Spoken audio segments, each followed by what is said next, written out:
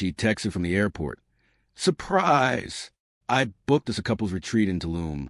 $6,000 on your card. I never agreed to go. I replied, have a great trip. Then I canceled the card, reported it as unauthorized, and changed my locks. When she landed and her return ticket was canceled too. I-30 male, work as a software architect.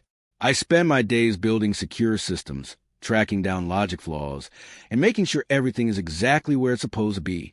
I deal in hard facts and documentation. I've always applied that same straightforward logic to my personal life, which is probably why I caught on so fast. It was a Tuesday morning. I was sitting at my home office desk, drinking a lukewarm coffee and running some code. My girlfriend of 2.5 years was supposed to be boarding a flight to Chicago for a corporate training seminar. We didn't live together. She had an apartment across town, but she spent most weekends at my place. I own my condo outright, a purchase I made a few years back after my father passed away, so her name was absolutely nowhere near the deed or any utility bills. She just had a spare key for emergencies. My phone buzzed on the desk. It was a text from her. Surprise! I booked us a couple's retreat in Tulum. $6,000 on your card. Flight leaves in an hour. Pack a bag and take the evening flight. I'll see you on the beach. I just stared at the screen. The words didn't compute.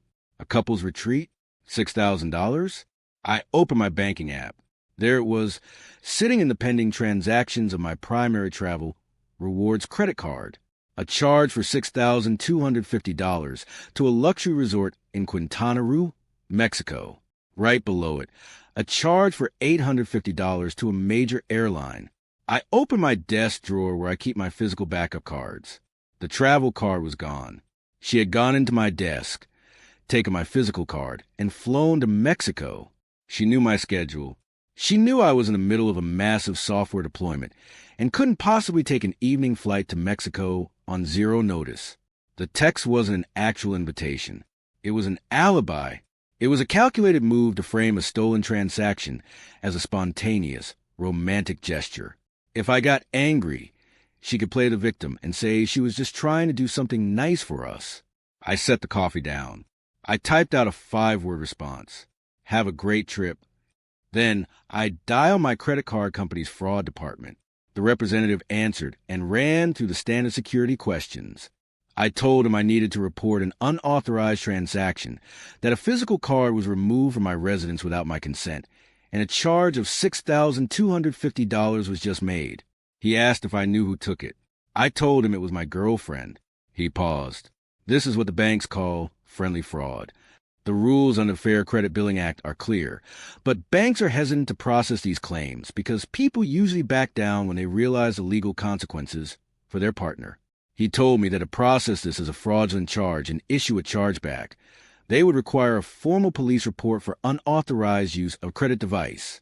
I told him I completely understood and would have the report number for him by that afternoon. I instructed him to lock the card immediately, decline all pending authorizations, and issue a hard stop on any future charges. He confirmed the card was dead. I hung up and called a local locksmith next. I needed my front door cylinder swapped out today, before 5 p.m. Since she wasn't on my lease, didn't pay rent, and didn't receive mail at my address, she was legally considered a guest under my state's laws. Changing the locks didn't require a formal eviction notice. It was perfectly legal. The locks were scheduled. The card was dead. I had about 4 hours before her flight landed. For hours to figure out exactly what game she was playing. If she knew I couldn't go, why book a couple's retreat? It didn't make sense to book a romantic package for one person. I walked into my spare bedroom. She had left her iPad on the nightstand the previous weekend. It was still connected to my Wi-Fi, and more importantly, it was synced to her iCloud account. I tapped the screen.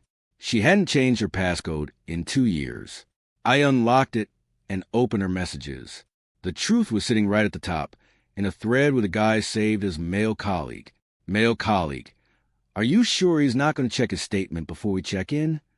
Girlfriend. Relax. He never checks his personal accounts during the week.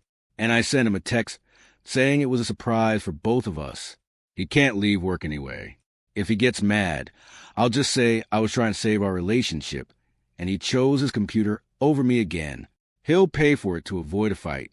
Male colleague, you're a genius. See you at the gate. Can't wait for the beach.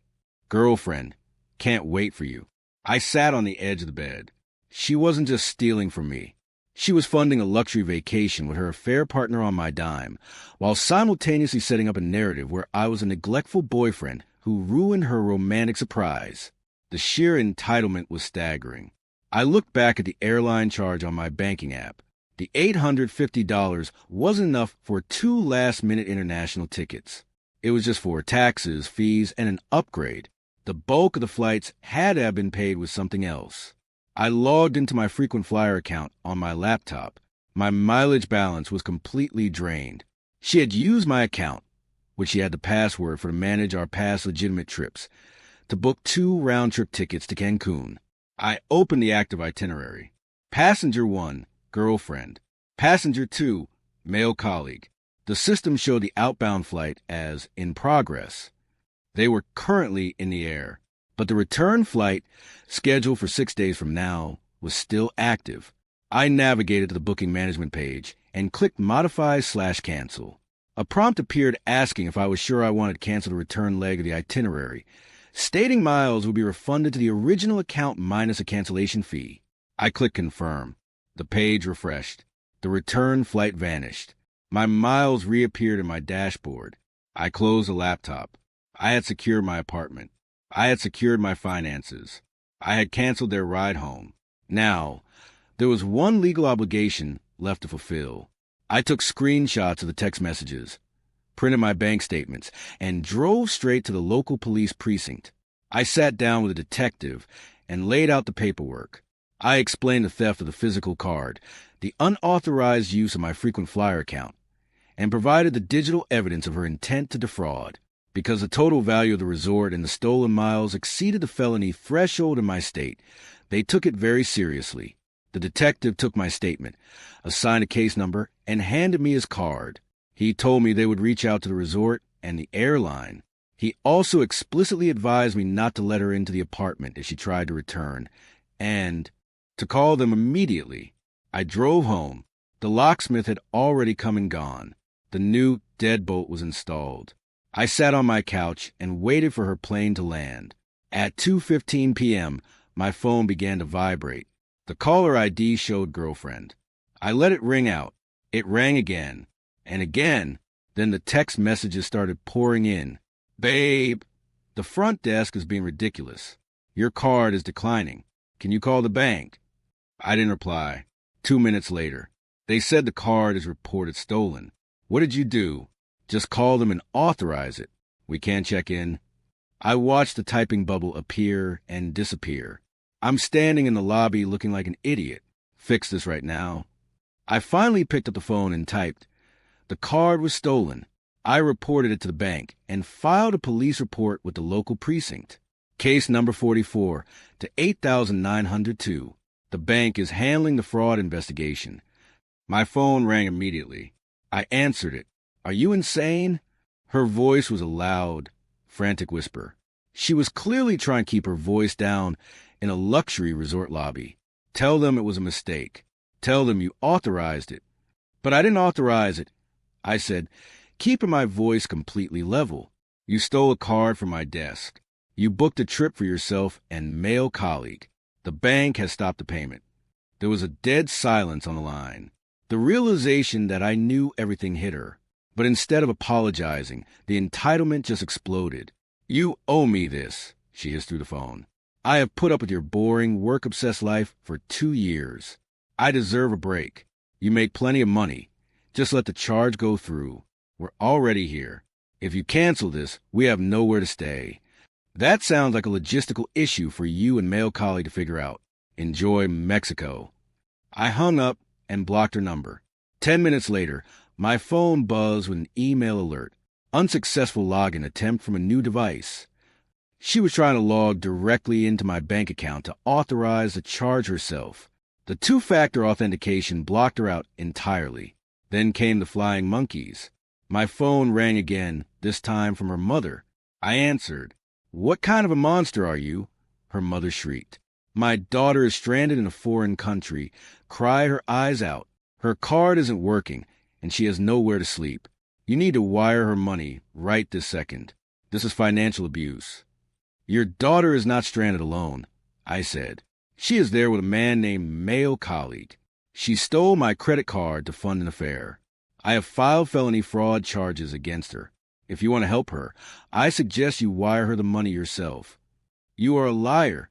She told me you booked this trip for her and then canceled it out of spite to control her. I am calling a lawyer." "Tell your lawyer to request a police report," I replied, "and do not contact me again." I blocked her mother's number too. I spent the rest of the week enjoying the absolute silence. My apartment was quiet. My finances were secure. I found out later through a mutual friend who couldn't resist gossiping that girlfriend and male colleague had to downgrade to a super cheap, sketchy motel off the main strip. Male colleague had to max out his own meager credit limit just to cover cheap food and basic lodging. The romantic luxury affair had turned into a high-stress, miserable nightmare in a budget room. But the real surprise was still waiting for them at the airport. 6 days later, it all came to a head. They arrived at the Cancun airport for their scheduled return flight, only to be told at the check-in counter that their itinerary did not exist. I wasn't there to see it, but I can only imagine the sheer panic when they realized they had no tickets, no valid credit cards left, and no way home. It took them another 2 days to secure flights. Her mother actually had to drain a chunk of her own savings to buy 2 exorbitant, last-minute, one-way tickets back to the States. They finally landed on a Thursday evening. At 9 p.m., my Ring camera notified me of motion at the front door. I opened the app. It was girlfriend. She looked absolutely exhausted, heavily sunburned and furious. She jammed her key into my deadbolt. It wouldn't turn. She tried again, rattling the handle violently. I pressed the microphone button on the app. The locks had been changed. Step away from the door. She jumped, looking up at the camera lens. "Let me in," she yelled, her voice echoing in the empty hallway. "My clothes are in there. You can't illegally evict me. I know my tenant rights." "You don't live here," I said, my voice projecting out a small speaker. "You are not on the lease. You pay no rent. You have an apartment on the east side. This is not an eviction. It is trespassing." "You stranded me," she screamed, tears of rage finally spilling over. "Do you have any idea what you put me through? My mother had to pay $3,000 to get us home. I didn't strand you. I simply stopped paying for your theft. Your belongings are boxed up. I dropped them off at the police precinct this afternoon." She froze. "What?"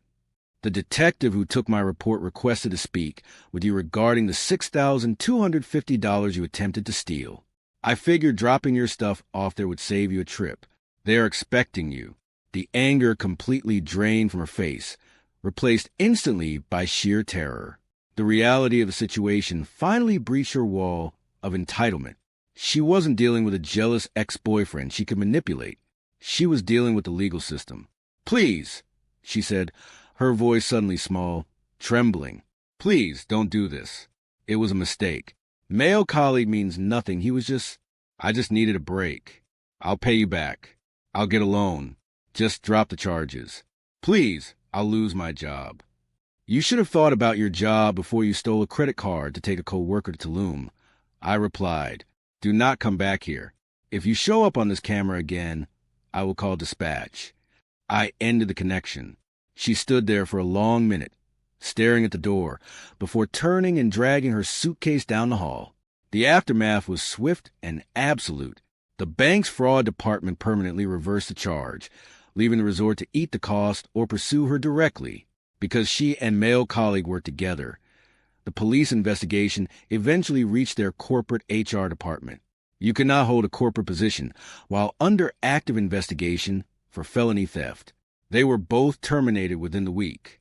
She is currently awaiting a court date for unauthorized use of a credit device and identity theft. Looking back, the easiest thing to do would have been just yell at her, break up, and eat the cost of the trip to avoid the massive drama. But letting people get away with deceit only teaches them to be better liars. I chose the hard route, and it cost her everything. Sometimes, The most devastating revenge is simply letting someone face the full, unmitigated consequences of their own actions. If you enjoyed seeing entitlement collide with a brick wall of consequences, smash that subscribe button. It's completely free, requires zero unauthorized credit card charges, and never gets canceled at the airport.